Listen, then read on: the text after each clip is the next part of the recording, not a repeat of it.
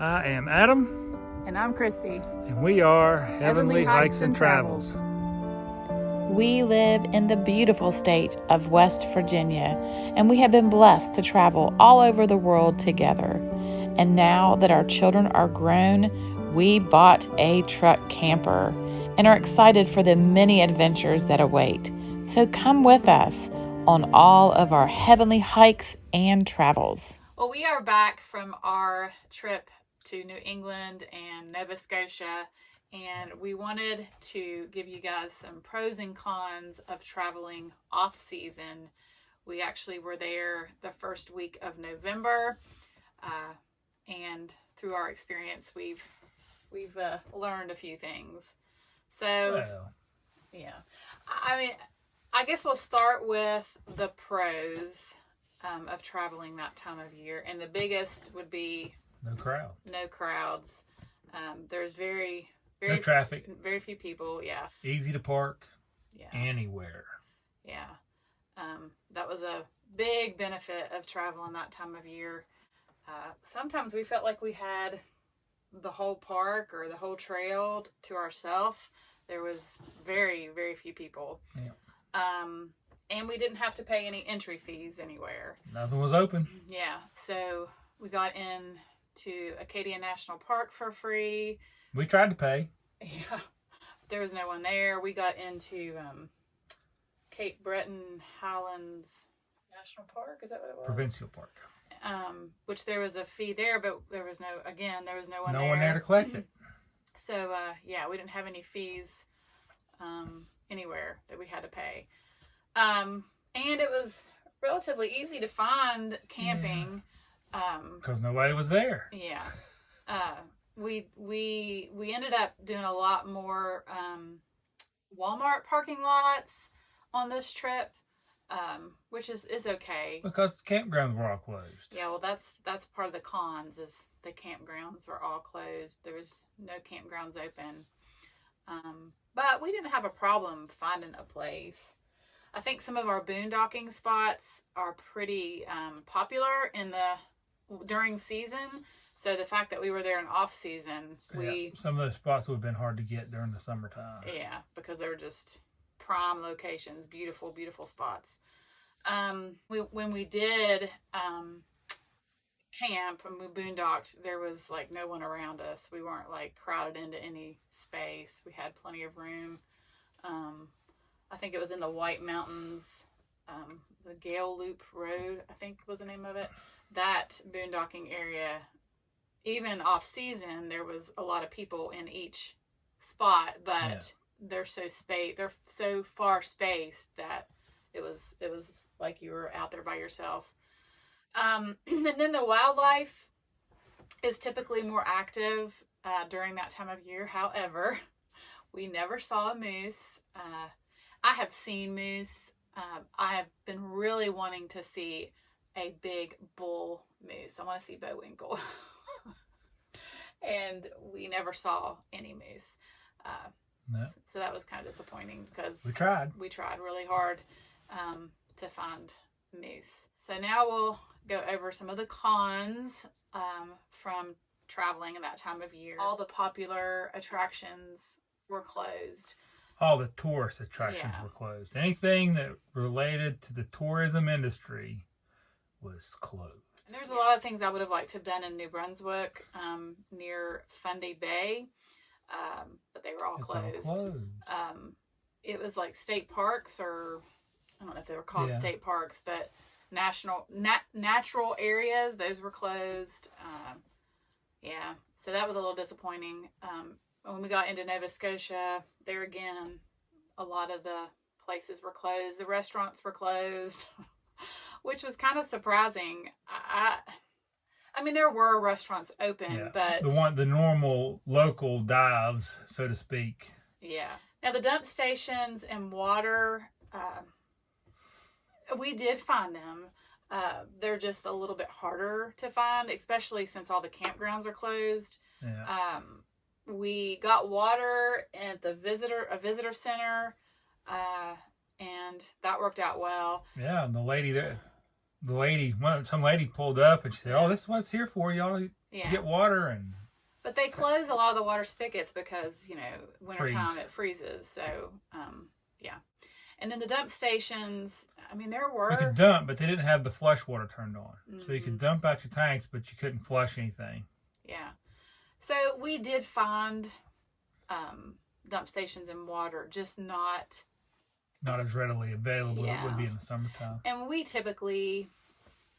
like to dump as often as we can and keep our freshwater tank topped off. Yeah. So we weren't able to do that. So I guess we were being really conservative. We were being really conservative with our water because we didn't want to run out. So didn't take showers as often. And I mean, we did have showers, but we were just a little bit more conscious of our water than we normally would be. Yeah. Let's see. Oh, here's a big one is the daylight hours. Oh, heavens.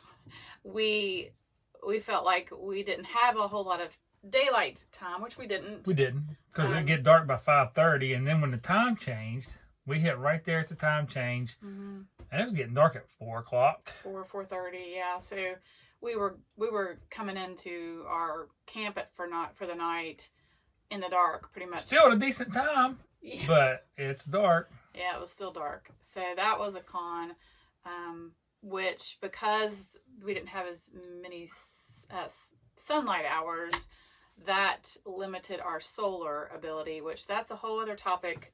I'm going to save that for the last part of this video, but yeah. And then when you travel in that time of year, there's always potential for hazardous weather. However, we were very fortunate. It did not rain. I think did it rain one night? Or no, it was just really windy. We had a lot of wind there at the top of the Cabot Trail. We were up at Point Harmony or whatever it is. Yeah, I don't remember the name of it. But anyway, we never really had any rain. It was very overcast on days, but we were just blessed with really good weather. Temperatures were warmer than normal. All right. So one of our main issues on this particular trip was our batteries. And I think I'm going to let you talk about that because The batteries did fine. The problem was two issues. One, the pigtail that connects to the truck that normally charges the battery while we're driving around had corroded, and that's going to get replaced soon. Which we didn't realize. We didn't know that, yeah. and it didn't stop charging until we were halfway into our trip. We were actually heading back. We'd already gone around Nova Scotia, and we're heading back when that corrosion decided to just absolutely kill the power. And then, with the limited daylight hours, the overcast skies, the solar panels didn't have adequate time to charge the batteries through the day. So we found that we ran out of electricity. So easy answer was get a small generator. So we drove around, and the one I was going to get at Lowe's was out of stock, and they'd have to order it, and I was just like, whatever. And there just happened to be a Harbor Freight literally right next door to the Lowe's, and we got a little 1400 watt generator, a little quiet inverter generator that was perfect. Yeah, and that was not planned. No. And we only had to run it. We run it for maybe an hour and a half in the evenings while we're doing dinner, and then we just shut it off, because really all we had to do was just top off the batteries and go from there. So yeah, but it was a little bit of a trying to figure out what was going on with the batteries and why they weren't charging at first. We didn't know. Did a lot of troubleshooting with we didn't know if my voltmeter. We didn't know if it was solar panel went bad, or if it was a fuse, or the charge inverter or charge controller. There's a lot of electrical components. Didn't know if maybe I blew a fuse. The DC charge. There's just so many things to check, and so we just stopped in Bangor where I could, in Lowe's parking lot where I could get the ladder out, get up on top, make sure I had good power coming into the solar panels. clean the solar panels. Yeah, that's, you don't think about it, but you get a layer of dirt on top of those panels, and it blocks the sunlight, so they don't charge effectively.